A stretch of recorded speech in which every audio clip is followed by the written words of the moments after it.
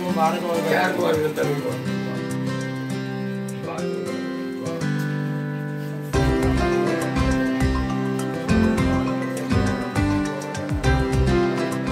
मैं बहुत खुश हूँ अपने बेटे के लिए दुआ की इंशाल्लाह ताला मेरा पुत्र जितया ने पाकिस्तान का नाम रोशन किया। पाकिस्तान का बड़ा शुक्रिया अदा करता हूँ, पूरी आवाम का, पूरी कौम का। उस बाद पहले सब तो पहले मीडिया का मैं करता हूँ। आवाम को पता लग गया, आवाम ने दुआ की, मैनू भी हौसला आया और मेरे बच्चे भी हौसला आया। हूँ बेहतर को खेलता वा, वो मैडल लैके आया। इंशाल्लाह सारी जिंदगी लैके आएगा मैडल।